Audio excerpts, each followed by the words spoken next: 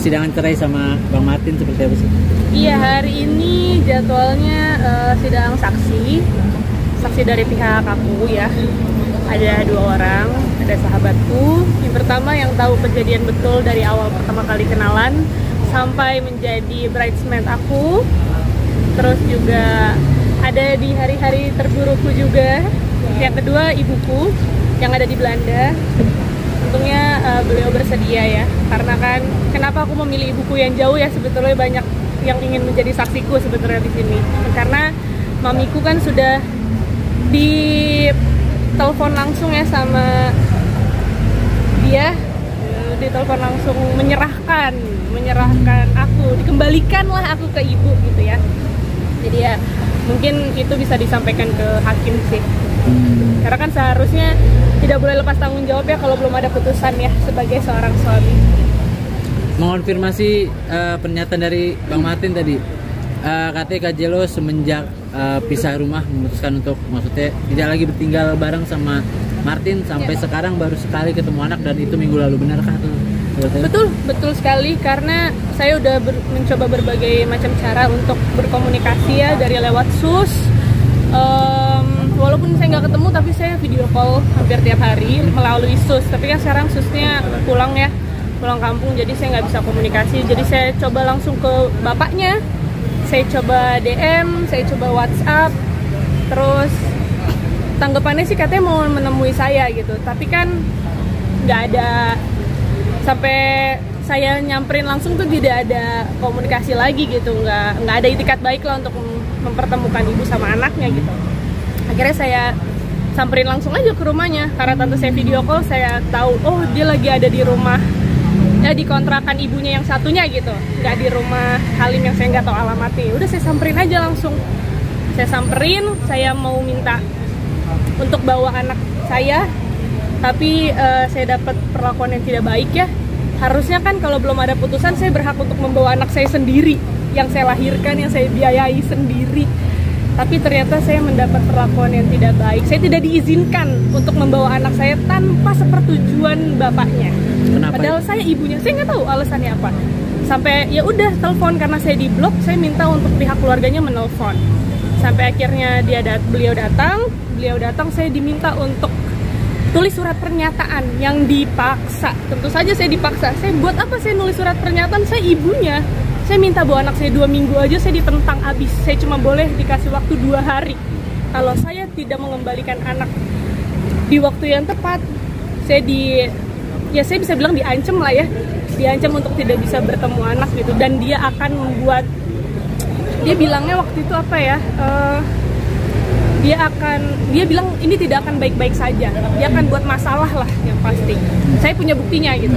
Tapi mungkin sebelum lanjut ke pernyataan Mbak yang tadi gitu, alasannya waktu itu apa sih keluar rumah tidak membawa anak? Bukan saya tidak membawa anak keluar rumah, jadi memang sudah ada obrolan bahwa oke, kita sepakat untuk anak itu berapa hari di saya, berapa hari di dia. Tapi pada saat anak lagi sama saya ada kerjaan, saya nyanyi di pulau. Ya saya pikir daripada di keluarga saya kan lebih baik, saya punya niat baik nih, ya udah biar dia sama papahnya aja gitu kan. Sama papahnya nggak tahunya saya pulang dari pulau, saya nggak dikasih lagi anak saya, diumpetin. Oh gitu. Ternyata niat baik saya malah dibalasnya nggak baik. Komunikasinya terputus setelah itu? Terputus setelah itu. Oh gitu. Mbak, tapi pernah tanya nggak sih, maksudnya kan ini kan masih belum ada putusan juga, masih suami istri juga, apa sih yang membuat dari pihak sebelah tuh seperti mempersulit kakak ketemu sama anak ya kan? Anak masih di bawah umur, betul, masih dalam jangkauan ibunya dong pastinya. Nah seperti apa sih, mungkin pernah ada obrolan nggak, maksudnya apa sih gini. Udah saya obrolin, saya udah omongin maksudnya gimana pada saat saya datang ke rumah ya, karena sebelumnya nggak bisa ngobrol kan, ditutup semua akses, saya di blok gitu. Saya tanya, nggak ada jawaban. Mereka cuma bilang ya justru karena belum ada putusan, makanya anak harus sama saya. Loh, gimana ceritanya anak harus sama kalian gitu? Tadi sempat juga dia bilang yang layak mengurus anak adalah dari Mbak Jello katanya dianggap kurang cakap atau tidak layak lah untuk mengurus anaknya. Anaknya dia ada 3. Saya beritahu, anaknya Seksi God itu ada 3. Bukan cuma anak saya, yang 2 kemana? Kenapa nggak diurus? Kenapa nggak dinafkahi? Itu layak. Coba saya tanya, layak nggak tuh? 3 anak loh. Kenapa cuman Joey? Kenapa cuman anak saya? Yang dua ini mana? Coba logika aja, kita pakai nalar aja sekarang. Joey umurnya berapa sekarang, Kak? Umurnya 2 tahun, baru jalan 2 tahun. Nanti November 2 tahun. Oktober 2 tahun. Berarti akan memperjuangkan hak asuh anak juga. Tentu saja, saya merasa saya yang layak mendidik anak saya. Karena sejauh ini dari saya hamil, dari saya melahirkan, semua-muanya saya. Dia kerjanya cuma mabuk perempuan, that's it. Pak, tapi tadi kan kita sempat bilang kalau misalnya tetap kekeh akan membuat tuntutan apa segala macam. Tidak takut Kak misalnya kalau kakak mati-matian videoin hak asuh anak, nanti dia kayak buat huru hara lah di luar, buat kontroversi lagi segala macam. Itu udah urusan dia, terserah dia mau bikin apa juga, saya nggak peduli. Saya nggak pernah ngomong apapun di media, bener kan? Saya nggak pernah ngomong apapun karena menurut saya gimana pun dia tetap bapaknya anak saya gitu. Saya nggak akan ngejelekin. Jejak media itu jejak media kan ada terus ya. Nanti anak saya gede, anak saya bisa lihat. Tapi kok saya diemin malah kayak gini gitu balasannya. Jadi ya sudahlah. Kayaknya sakit hati banget Kak, dituduh nggak layak gitu buat ngurus anak. Sakit banget lah. Coba sakit nggak? Saya sakit loh. Saya yang ngurus, saya yang biayai, saya semuanya saya. Kaki buat kepala, kepala buat kaki untuk anak. Tapi saya digituin. Dia nggak ada kontribusi apa-apa di hidup saya dan anak saya. Memang selama ini nggak dinafkahin Kak sama nikah? Enggak, sama sekali enggak. Dari awal nikah? Dari awal pacaran. Saya yang biayain. Saya yang biayain.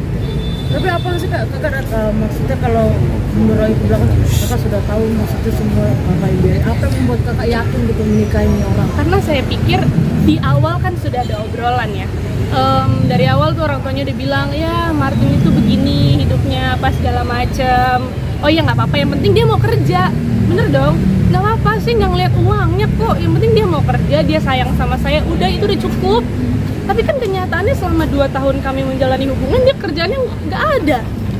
Mau hidup dari mana? Masa dari saya dan ibu saya terus, dari keluarga saya terus? Masa nggak malu dibiayain sama orang tua saya?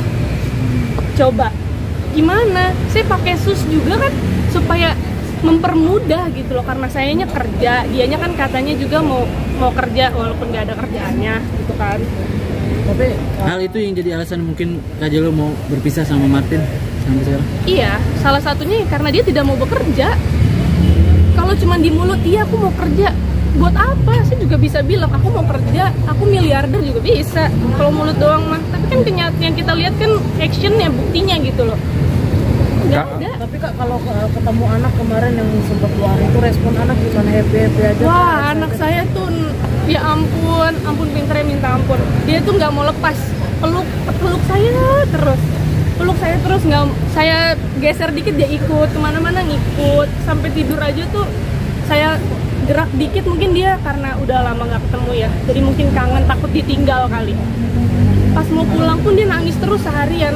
Mama, gendong, nggak mau dilepas, maunya digendong terus. Kasian kan lihat anak begitu gitu. Aduh, saya sedih deh. Dan dari statement Bang Martin juga tadi dibilang takutnya kalau misalnya anak sudah lama di kakak, takut tidak dikembalikan lagi ke Bang Martin. Buktinya saya kembalikan nggak kemarin 2 hari. Kalau saya mau jahat bisa loh, saya ambil itu, terserah. Lu mau bikin huru hara kayak gimana juga saya nggak peduli.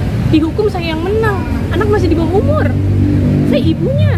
Kalau saya mau jahat, tapi kan enggak. Buat apa? Kasihan anak. Dia butuh bapak dan dia butuh ibunya. Dari awal kan statement saya klarifikasi sudah jelas.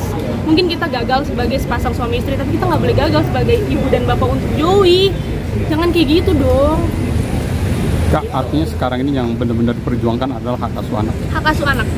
Hanya itu yang saya minta. Saya nggak minta hal lain, cuman hak asuh anak jatuh ke saya. Itu aja. Masuk nafkah-nafkah yang Nggak usah, nggak perlu. Toh sejauh ini juga saya yang nafkahin. Buat apa saya minta nafkah sama dia? ya. Nah, sekarang kan posisi anak di Masih di bapaknya Martin. nih. Nah, Ya. Kalaupun ke depan akhirnya akses itu tertutup seperti apa? Saya akan lanjutin ke jalur hukum. Udah pasti itu. Oke.